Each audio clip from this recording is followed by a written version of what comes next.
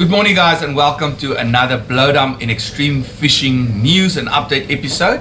And we'll talk a little bit later about Kevin, but we've got Kevin joining us on the show today. Johan is busy, and we've been telling you guys a lot about the big news that's happening. Kevin is actually part of the big news, and very soon, in the next week or so, we will show you what the big news is. But Johan is very busy at the moment. But thank you, Kevin, for joining us this morning on the episode. This is the episodes, and this is the YouTube channel where we take a look at what's been happening last week, the weather, what fish has been coming out, what bait has been working, and then we take a little bit of a look on what's going to happen during the next week, what type of fishing you can target, and then we talk about some new tackle, and then we also interview a couple of the legends of the local guys in our area that knows about the fishing, works in a tackle shop. So we've got Kevin on the show today, so thank you for joining us, Kevin. Guys, firstly, if you don't know where Extreme Fishing is, right next to Sugarbird. Thank you for our coffee again, Sugarbird, right here at New York, right next to Romans in the corner of York Street. So come and visit. Kevin is going to be here for a week or so, and then you've got your regulars, Kobe and Felicity, in the shop as well. And then Kevin is going to head off to somewhere new and exciting. So a lot of you know about the news, but we'll show you the news very soon. Okay, Kev, what was happening? Oh, yo, Kevin, actually his nickname is the Fierce BS. So if you want to follow him on Instagram, go check out Fierce BS. News, what was happening last week? Well, John, I just want to say thank you for putting me on the show, and it's lucky to be here with everybody. The last week the Gallies have been on the bite, the Steenies have come on the bite. Biggest Steenies, or is it still those younger ones, juvenile ones? It's here between, I'd say about half a meter to a meter size fish. Okay, yeah, the bigger ones are starting to come a little bit more bigger fish coming out. And then Donna Bay's been on the blaze with the bronzies. I saw a couple of bronzies coming out there. Yes, the guys have been getting hook pulls and line swims and developing. Yeah, no, the bronzies are thick there. First or second? They're by second beach. Second beach. Yeah, second beach. Yeah, and then the Gallies have been biting from Tsitsikamma side all the way to Kanon. I know about a few guys who went to Blombos. They've got some nice fish. A nice variety of fish. So yeah, I think the last week was quite productive in there was a couple of small punsies and red romans and gallies, and we see crackers as well, and we're seeing those little bit bigger gallies starting to bite. Not your big ones yet, but it's getting later in the season. They're fatting up a little bit. The bigger ones are starting to bite. Those 40 to 50 size gallies are starting to bite. A lot of small fish in the water still in between, but the bigger ones are still, so it's getting the guys amped to go out more and to go and target them. There's going to be an episode. I haven't edited the episode yet. Me and Brian also went on an adventure, and Brian got some two smaller gallies that was in the wilderness area that produced, and that was more on your pushing tide. So it's interesting how certain spots work on low tide, where you can get to those front rocks and you can just hit those rocks that's a little bit further out. And then sometimes you find that as soon as the water starts pushing, those fish that are a little bit deeper come shallower, and then you've got different spots that you can start working on the shallow water. And there's more fishable water to fish it.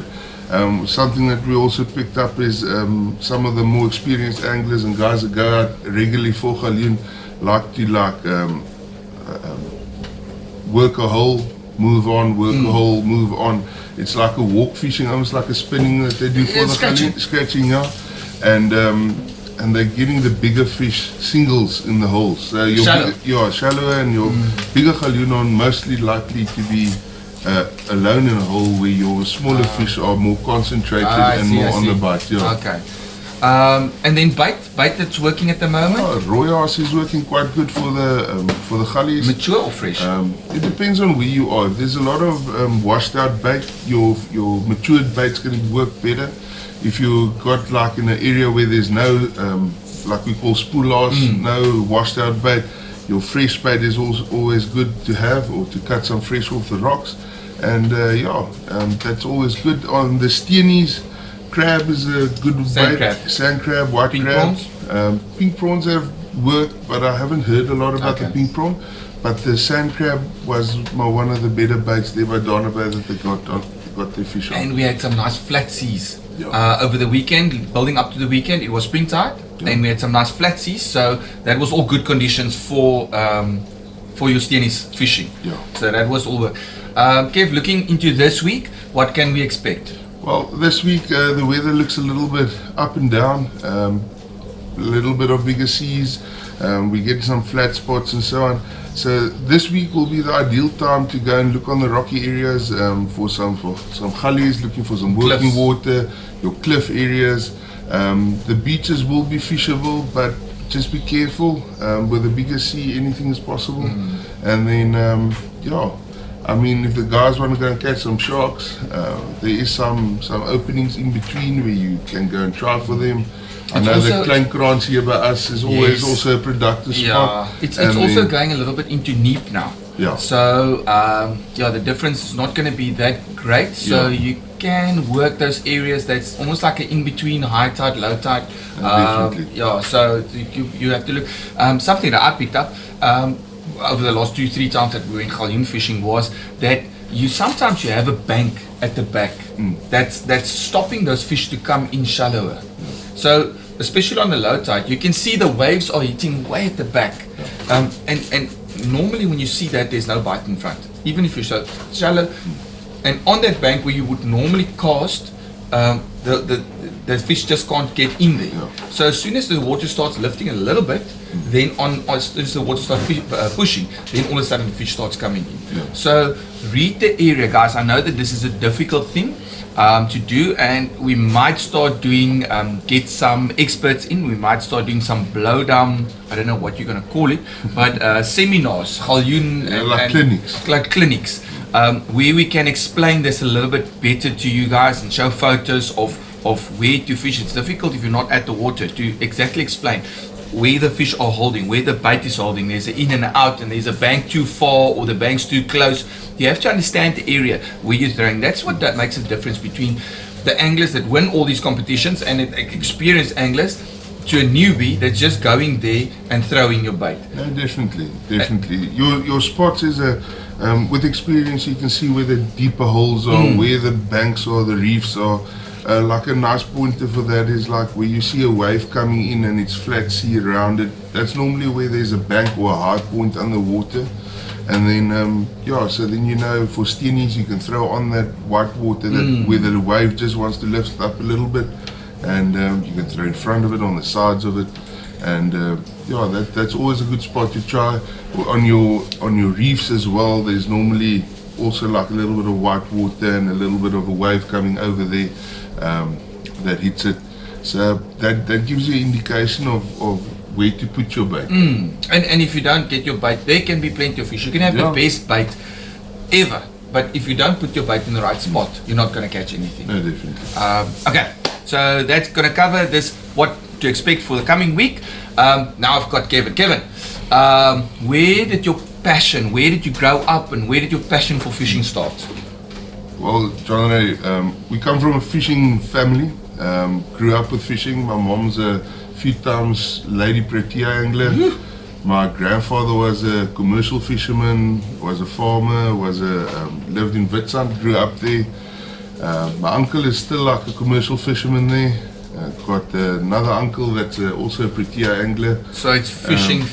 You guys just, when you have a family, bro, it's just fishing. Normally it just takes over. And brother fishes competitively for Eden. I fish competitively as well for one of the clubs. I'm not that successful, but but we try and we keep a pulse on the community that we're in. And so we started there, went to university, and then after that I started to work at like a few tackle shops. I know you've been around in the Garden Route area for quite some time in the tackle shop industry. You know this industry. I've been in tackle shops from I think 2016, 2017. In this area, I started at Sports Center, and then after that we went on. So that's about 10 years. And now in the extreme fishing family. Finally in the extreme fishing family. And now I'm in the extreme fishing family, Okay. Kev, favorite fish to target? Sharks. Sharks? Yeah, I like bronzies, or just I like actually more like your spotties, your smaller types of sharks. you can catch a few more of them without your back hurting. Yeah. But shark angling is a love of mine. I like catching for edibles as well. I mean, when I catch a cob or something that's edible, it's basically like a bonus for me. Yeah. But normally they say when you work in a tackle shop, you fish less than anybody else. For sure, 100%, 100%. But you fish via everybody that comes in and tells you what's going on. And yeah, so when you got the time, you want something that takes some line and hoe sê hulle, trek die garing af. Yep. And yeah, so that's basically where we are. I must say, I never enjoyed. Quentin took me a couple of times. He took me, what's that place where you go, Brenton on sea when you go down Blocker? What's that place called? Yeah, I think it's Blocker. Blocker. Yeah. He took me there for my first shark expedition, if you can call it that. And yes, I got broken so many times, and then he took me back in the day when the guys weren't so. How can I put it? They weren't so harsh on the guys catching whites. I'm talking about 20 years back, 16, 15, 20 years back. When they were still allowed to catch a white, handling it correctly, putting it back correctly. And I had the privilege of once in my life having a white on. And it didn't intrigue me. And then you start catching, and then I caught tunas and I caught everything in between, and eventually I went out with Adrian and MJ and those guys, and I started catching bronzies. And I must say, that 3 hours of catching a bronzy, there's nothing that can compare to that. Not even tuna fishing in Cape Town. Tuna fishing is nice, but it's an up and down fight. It's not a violent fight that goes out, and after an hour you get 100 meters back and you're back on your main line. All of a sudden that thing just screams off again. So nothing comes close to that. I must say that is something special. It's definitely like that, John. It's I don't know. We call it adrenaline fishing or sport angling. We grew up in the leagues, catching competitively in the leagues and so on. So you mostly target inedibles like your sharks and that. I think that fostered like a love for shark fishing. Just for those that don't know, in the leagues, you catch a shark, you measure it, and then you get points per kilo that you caught, and then you release the shark as well again. But it's changed a little bit now. It's the league, the point system has changed a little bit towards guys like a Dirkie that scratches, that catches a lot of fish. Normally, when you had one or two big sharks, you were top. Yeah. Nowadays, the league points has changed a little bit. How did the league points change now so that it suits the scratches a little bit more? Well, to give you a bit of background, normally what happened was when you caught a fish, you measured it, you got your weight, and that converted into your kilograms or your points. So 1 kilo for 1 point. And then we went, and for edibles, it was 1 kilo on a fish went over to 2 points. Okay. And then only in the Southern Cape we changed or in Eden's waters they changed the point system. So basically how it works now, it is you to make up the gap between your upper class anglers that catches like the big sharks and that. One of the things that they did was they took out live bait. Okay. So basically there's no more throwing in a bait and sitting on your bait box and waiting for the big fish to take. And it brought the guys into more active fishing, trying to... You have to think. You got to think. Different bait presentations. Yeah, you got to change up your tackle. You got to change up your setups. I know about a lot of guys that gave up their shark fishing rods, like their 9-ounce rods and their 8-ounce rods, and they got themselves lacquer scratching sticks 3 to 4 ounces, like the bluefishes and that. And yeah, and what they did is basically you get like a point for attendance. That's to encourage everybody to come to the leagues, because sometimes people are like, yes, the weather's not like this. And so that makes up a little bit of the point. And then you get prorata, or not prorata, you get the guy that catches the most kilograms for the day. Everybody gets a prorata amount. Okay, so next question. Favorite tackle brand? That's a difficult one. No. The thing is working in tackle shops, you got to stay neutral to the brands. No, yeah, working in a tackle shop you have to. But that's why I'm saying it's a difficult question. Personal, not tackle shop favorite, personal favorite tackle. Well, what I'll say is my favorite rod at the moment is I've got a Horizon number 6. It's a 5 to 7 ounce 15-foot rod. I love it. I've caught. That's basically my go-to rod in any angling setup. Such a versatile rod. It's got a nice throwing action on it. You got a nice catching action on it as well. If you can put it like that, nice backbone. You can land a bigger fish with that rod with patience and knowing what you're doing.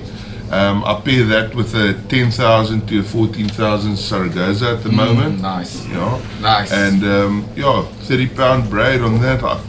In one of the leagues, we caught like a 32-kilo bronzy on it. I handled it with ease, and it's just a very lacquer setup. Yeah, it's a lacquer setup. Yeah, it's a versatile setup. You when you have something like a bronzy on, you'll be able to handle it. Yeah. But it's also nice, light enough to fish edible with it. No, it is definitely. It's a nice rod to fish for with live bait if you're going for some cob and that, and nice rod to use for crackers as well. Oh yeah. It is a rod more on the upper range of the Horizon. It's the Horizon range, so it's like the cream of the crop, as you can say. It's a little bit more expensive, but it's worth it. But it's worth it. Like what I tell people normally is, you buy it once. Yep. And you put it on the insurance, and then you're covered.